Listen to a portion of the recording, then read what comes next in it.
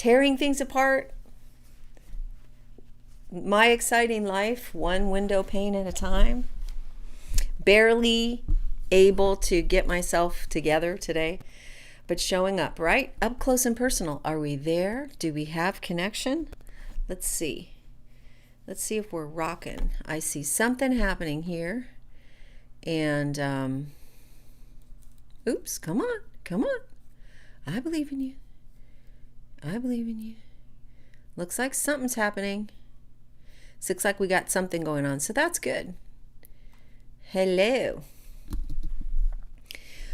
Weird hair day, the whole thing. I'm going to see if we're going to show up on Periscope. And have you ever been so excited about cleaning your windows you didn't want to do a live stream? Me neither. All right, so let's see what this says. We got some liveness happening. And we got 11 folks. Hello, Lorraine. Nice. Hey, checking out my Restream chat here. Show up on Periscope. Oh, look at that. Hey, Larry. Hey, Preacher's Kid. How you doing? Good to see you guys. Thanks for the sharing and all that stuff. We're live and we're live. And let's see what's happening. Maggie has been my troll patrol.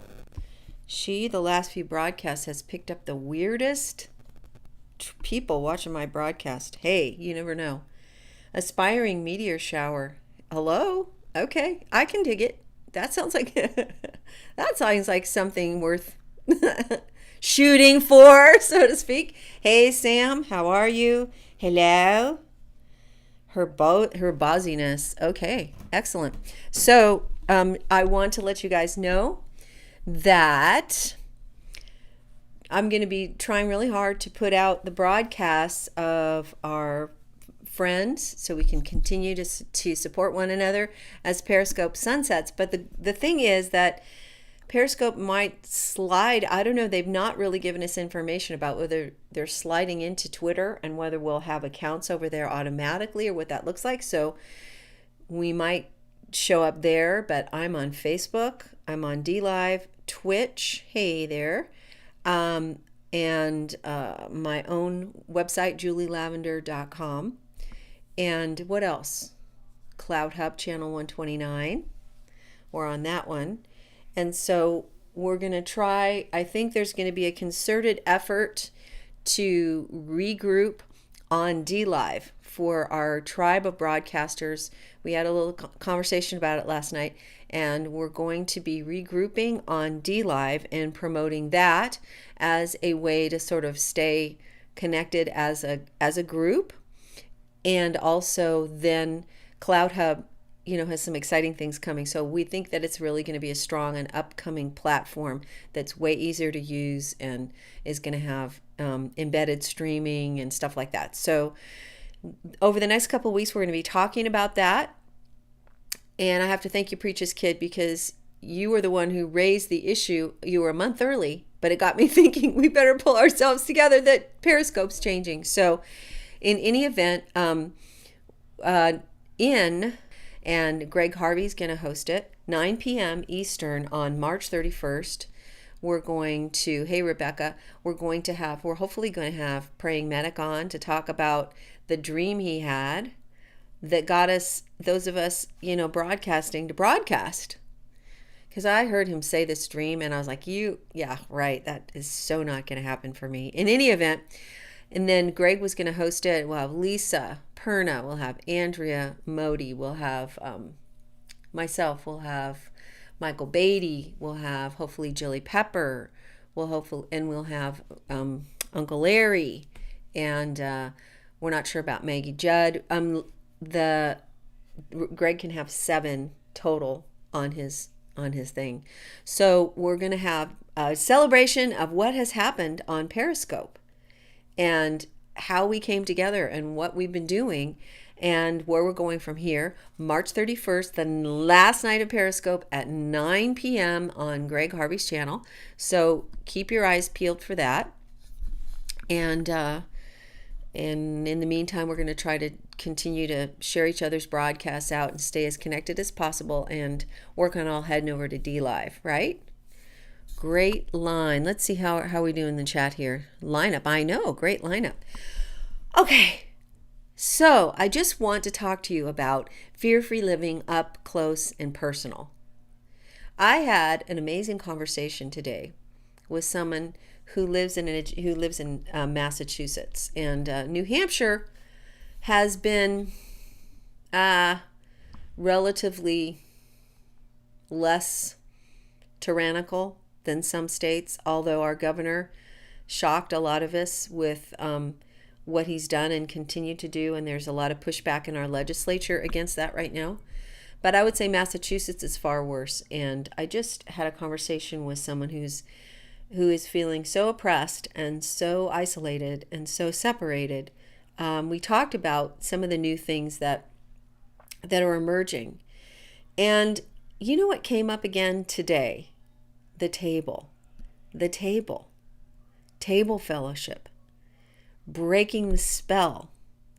Breaking the spell happens one person at a time, one table at a time, one personal contact at a time. Like I'm literally physically in the room with you without a mask, and you're without a mask, and we're actually talking and we're sharing and we're opening up.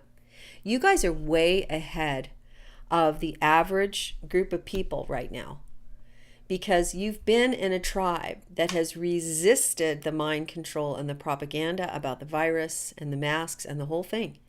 Resist. We've resisted it. Most of us have really not adhered, had not been adherents to the dogma about this, and have not been adherents to the government mandates, and have stood our ground and kept our thinking independent. And so this is part of our conversation, part of the flow of being in this kind of tribe, right? And I've been talking to you about table fellowship since January of 20, before the whole thing happened. I was telling you that it's a table fellowship. Well, now more than ever, it's all about being up close and personal. And so when I was talking to this woman, I said, you've got to start having people over. Hi, Marcy. You've got to start. And she works at a church. And I said to her, let me just tell you something. I hate to tell you this, but if you're looking for people who are like-minded, who want to help their community make changes, you want to push back on the tyranny on any number of issues, and you want to do something unique, and you want to start gathering and breaking the spell. I hate to tell you this, but by and large, churches have been the most disappointing to me. Pastors have been the most disappointing to me. Churches that teach raising the dead have been most disappointing to me. The most cowed, the least resistant, the least willing to teach their church members about authority over this virus, and I realized one of the diabolical natures of the whole Facebook thing is that it divided people on very clean lines. But my friends, the Bible never tells us stay safe. You won't find it anywhere. God will intervene to keep people, to deliver people out of destruction, right? But the Bible won't find one commandment ever that says stay safe. It's not a mindset of Scripture. It's a die to yourself mindset. And the fact that the church fell into stay safe and considered it a godly value is such a disappointment to me in every way. Because you realize that if every single believer in a church took responsibility for their own health and their own strength and their own authority over sickness and disease and took responsibility to die to self and to say, for me to live as Christ, to die as gain. So you don't have to take care of me. You don't have to go through the head trip of how you're going to hurt me, right? Because I've already died. Go to a church. I think I'm looking for a church with dead people. I think I want to go to a church of people who are all already dead. So we can stop worrying about whether I'm keeping you safe enough and you're keeping me safe enough, and whether I'm safe and whether the government says and this and that. I was talking to her and I was saying, if you wait around for your church or your pastor to take the lead, I'm sad to say you're going to be really disappointed. You need to open your home. And because this is everything, I'm not talking about anything like I haven't done. I said, our home stayed open the entire planned plague. We never limited the number of people that came into our home for a dinner party or anything. We had concerts. We had at least one church meeting. The problem was getting people to be willing to come.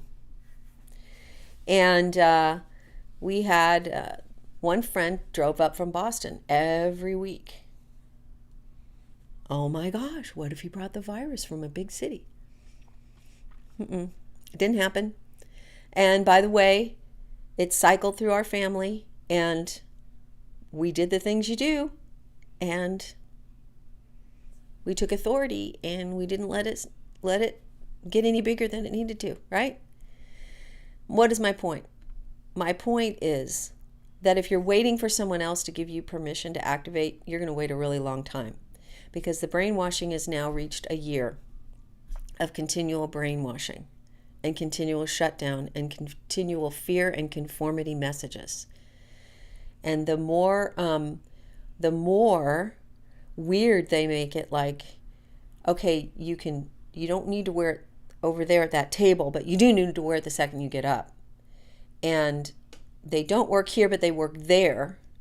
But you don't need to wear it while you're on the field. But if you sit next to somebody on the bench, out in the open air or whatever, you have to. The more they do these kinds of illogical things, it's part of a mind control abuse game. And the spell has to be broken up close and personally. That means your table needs to be open. That means when you find somebody who has any kind of spark in their eyes, who has any kind of resonance with your desire for freedom and wholeness to speak freely, you need to get that person to your house. You need to say, come to dinner. I want you at my table. I want you there. Anybody. And you need to start building community. And the more people you can get in your house, in your room, having fun and laughing, playing music and talking about what's possible, the more important it is. Because it's out of those people in your 5-mile radius. I say 5, just the town, the essence of neighborhood, right? That you're going to start to feel the shift in your attitude about your community and God's presence there and what he's doing. We need to hear the stories from one another of what God is doing or what he might do or what he could do, and use our gifts. And fear-free living is something that ultimately has to be done up close and personal. That's where you sit across from somebody and you have to say the hard things. And you have to hear the hard things. Right? That's right. God provides, I obey. And so when I said, she has a desire to do something really valuable and creative and important in her community. And she said, I don't even know if I know one other person who even thinks like I think. Her whole, it's probably a town of 20,000 people, 15,000 people. And she feels so isolated, and yet she's on the board of she's like on the ministry team of the church. I don't know if I had even know one other person. I was like, took my breath away. I said, well, how do you start then? How do you start then? You start with the ones and the twos and the come over for coffee and sit here and leave your Facebook somewhere else. Tell me about you. What's going on with you? And let me begin to tell you. Let me begin to disclose. Remember, we talked this whole week about how the brain works and how the brain is pliable learning, neuroplasticity, what we can learn, which is why when you learn new truth, your brain can teach your body not to be afraid and have triggered responses. So we are in essence relearning social interaction. We're going to have to relearn it. We're going to have to relearn the come over, sit down, talk to me. I'm not afraid of you. Be with me. We're going to have to actually institute the church at our tables. And this is one of the most powerful things that happened in our family over the last year was that several families came to our table and people came to Christ.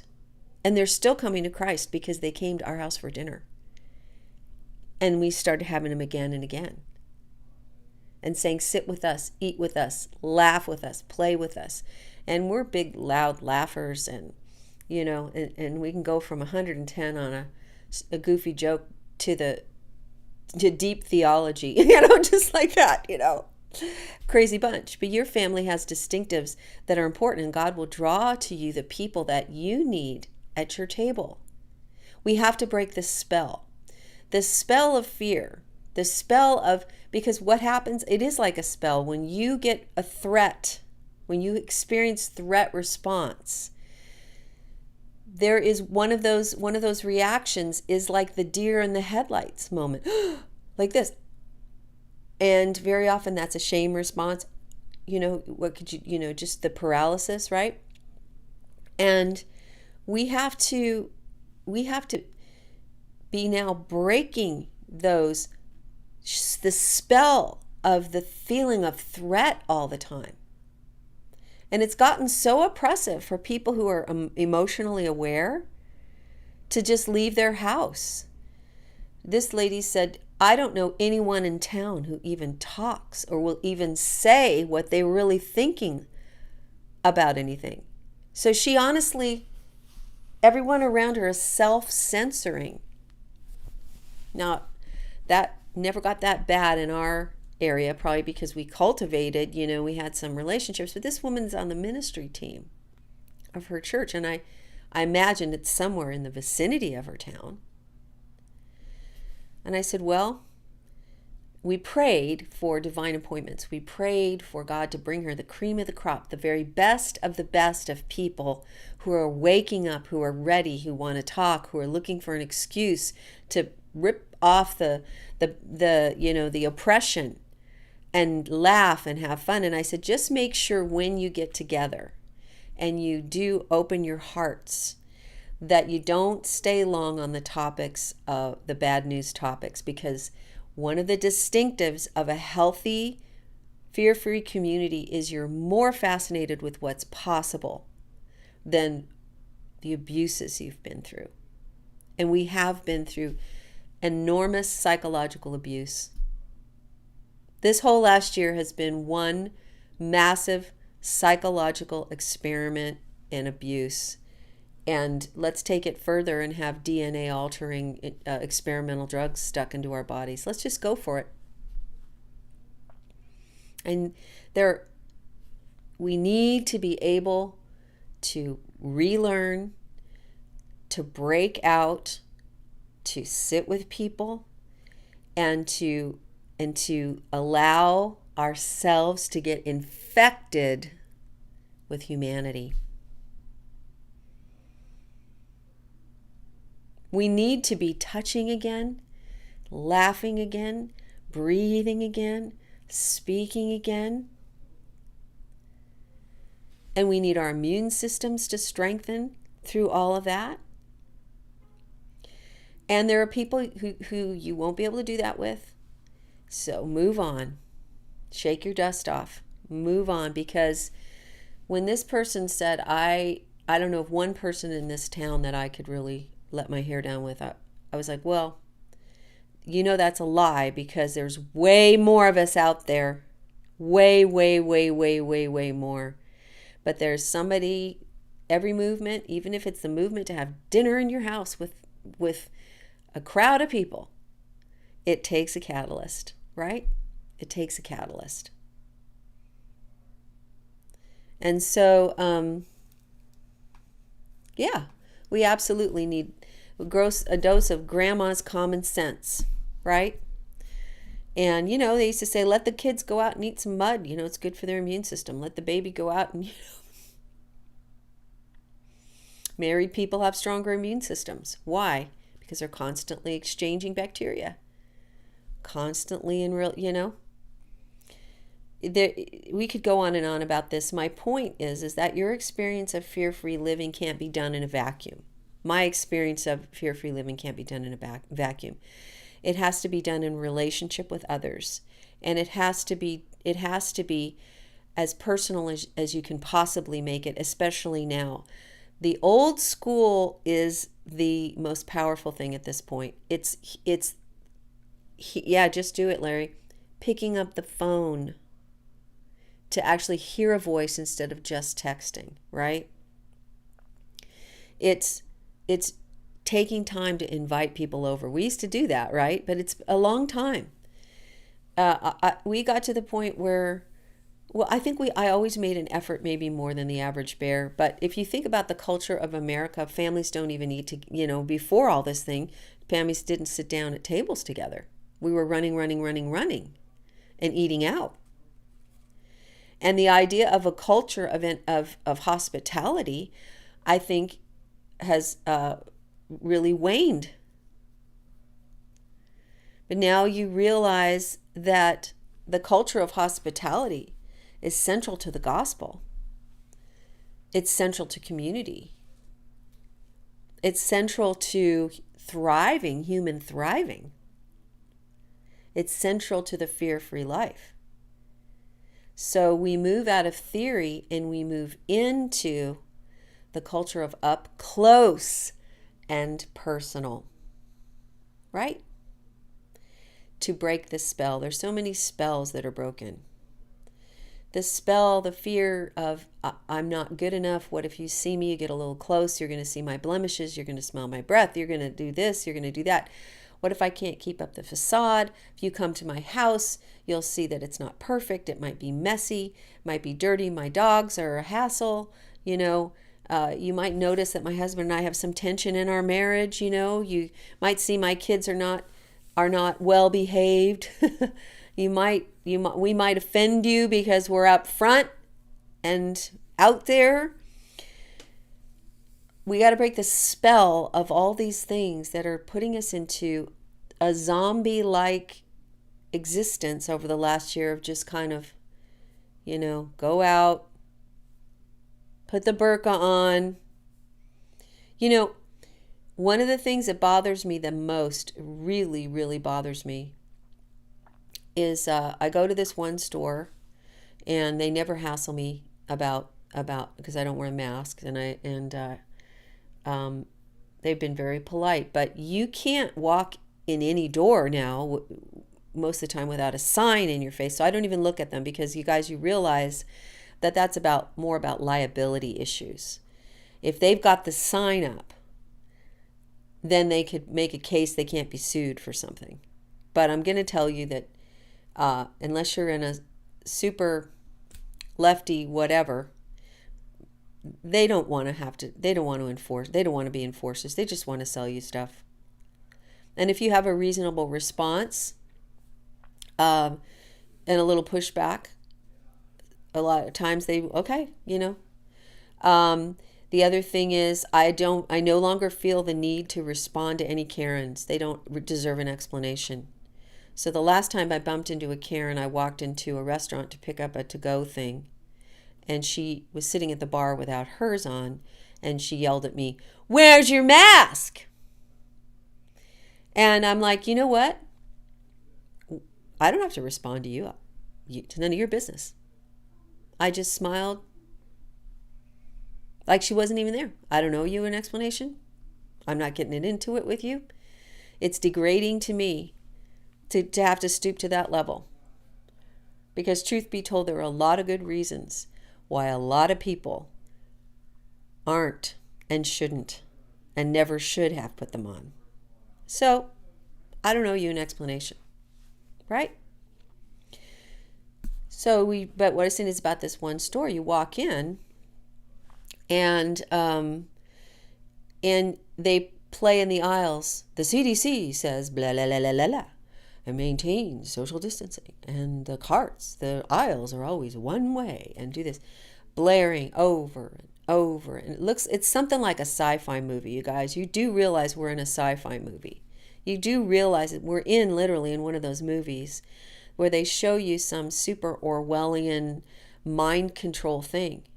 And like Blade Runner, in one of the scenes in Blade Runner was in a big city, and the mass of billboards, electronic billboards, of the approved messages in people just being bombarded with images. Well, you drive from one state to another, like on our way down here, there's a big sign that says mask up, just over and over. This is psychological abuse. This is abusive behavior, because what you're doing is creating a culture where people can never not think about danger, fear, sickness, disease. They have to think about it everywhere they go, and every face tells them they are not free. Every situation like this reminds you, I could kill somebody, I could kill somebody, you could kill somebody, I could die, you could die, we could die, the world could die. Lies, lies. This is abusive. This is psychological control. Okay? And we need to be able to sit across from people and reconnect with humanity, humanness, and frailty, and weakness, and realities that bodies get immune compromised, infections. This happens. This is part of life. And breaking the spell involves humanity and Godidity in humanity. Him tabernacling with us and tabernacling together. And me being able to talk with you and walk with you and sit with you. And the gift of hospitality, the ministry of hospitality. Remember, Jesus was revealed to his disciples after the resurrection when he was cooking fish and eating, and they saw him. And another time when they were in the road to Emmaus, and he's talking and talking and talking, and they don't see it. He's got the greatest theology in the world. He's talking all theology, and then they finally get where they're going and sit down at the table and break some bread, and all of a sudden they see him. They recognize who he is. Could have the best theology in the world, but it's the breaking of the bread. It's the sitting together. It's the relearning how to be. And you guys are way, way ahead.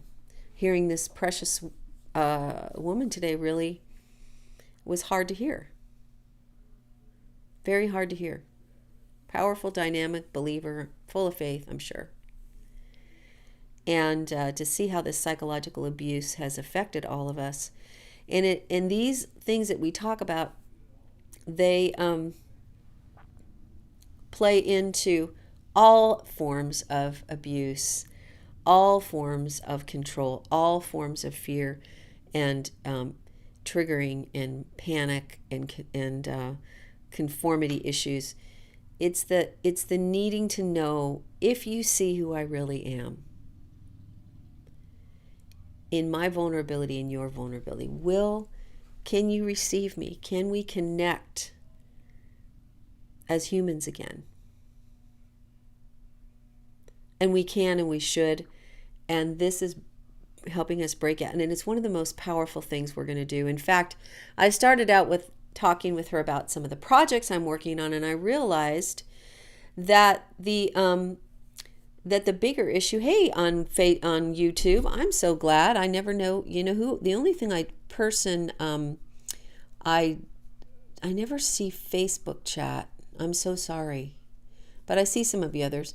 Yeah, and I'm on here Monday through Friday, 1:15 Eastern Standard Time. What was I saying? What? Come on, chat me in. What was I saying? Help me out here, chat. I was on a roll. It was gonna be so good. I know I started off saying a little bit that the things we have to overcome, the common issues, involve that personal thing of being able to say, if you see me in my vulnerability and we're in your vulnerability, can we create safety for one another? Only to a certain extent. There's this risk involved. But do we trust in the fullness of God's love and power? And do we trust in the covenant of community? Do we trust that the human condition, the way He created us to be, in messy, smelly, bacteria, virus laden environments where we interact as humans on this planet, can we trust again that God knew something that we don't know? Can we go back to our humanity? Do we need institutions to give us permission to go back to our humanity?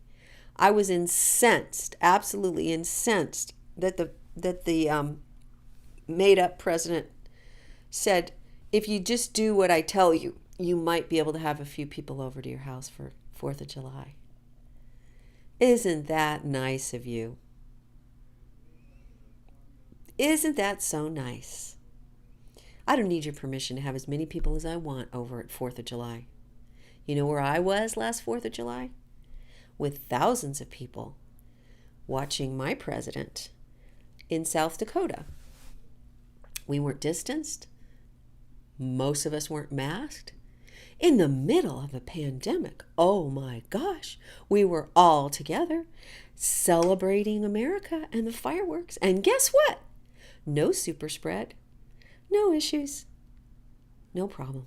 But this year, the Parks and Recreation Department has decided South Dakota can't open Rushmore. And the powers tell us if we just do this and this and this and this and this and this and this, they might give us permission to have a few people over for a barbecue. Isn't that nice? Well, I have news for you. You don't need their permission, and I don't need their permission. You have a house, you have a table, you have an index finger, you have relationships, and you have power and authority. And don't wait for anybody to give you permission to open your table, to open your house, to gather the people that God is calling to your side.